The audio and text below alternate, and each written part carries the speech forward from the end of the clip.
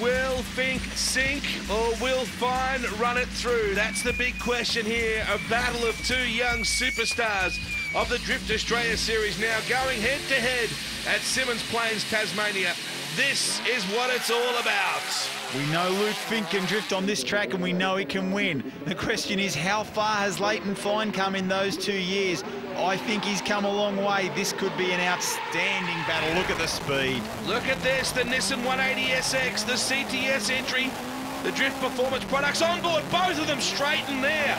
Now they get back on it. That might have been a crucial part of the drift just then. I agree totally. Fine was really starting to catch up on the Holford's car, and look at that. Fink has straightened up a little bit there too. Fine had to take evasive action. I think the judges will be a lot harder on Fink than they will be on Fine. So this, for the second run, we ride on board with this awesome CTS entry, and now Fine bangs it through the box, gets the tail out. Wow, look at Fink, sideways all the way in. Yeah, Fink was sideways, but he couldn't really flick it back because he was a little bit too close to Leighton Fine. He mistimed his run there, and I think that's what's going to cost him, Wade. This looks very much like a Leighton Fine victory. Great angle again from Fine. Fink desperate to do something, a bit of a straighten a couple of times there. I think that might be the difference. And it's a 13-7 win for Leighton Fine. What a drive in the CTS car. Wade, Leighton Fine will be ecstatic. New team, new car, and he rewards them with a win first up. This is outstanding. Look at that. The guy is ecstatic. We know he can drive. We know he can win rounds, and he's done it again today. Leighton Fine, you've already got a lot of podium finishes under your belt, but how does this one feel? Mate, it's good. It's been so long since I've been on the top of it, so it's really good. I've had just an amazing day, and I'm really excited. Now, last year you had a car with only 200 kilowatts at the wheels. This year, 350 kilowatts at the wheels. What was it like jumping into a car with so much more power, so much more development, and getting out there? You could probably see the stain, actually, but no, it's just such an amazing piece of machinery. Tilbrooks and Rimac have put an awesome engine together in this thing. The tyres are huge Toyos, and they just bloody go and go and go. And Bill's just done such a good job of putting everything together. It's an amazing bit of machinery. Luke Fink and the Holford Motors S14, you're back in the winning circle. It's been a while since you've been here. How are you feeling?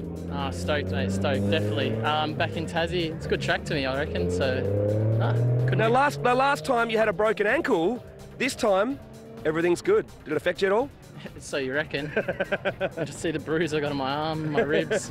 I've been riding a lot lately, so I'm actually in a bit of pain, but you know, I guess it was a lot better having full use of my body. The Corporal Christian Pickering, it doesn't seem to matter what car you're driving, you're always on the podium. Yeah, it's a great start to the year. I was going to be happy with top 16 this weekend. After all, it's a brand new car and pretty much untested, so to finish on the podium, it's absolutely awesome. Points-wise, the top 5 guys, all with Toyos mounted on. Leighton Fine, Luke Fink, Pickering, DeJager and Chuella. Missing Bolger, missing Yates. A lot of big names missing from the top order. That could well change for round 2.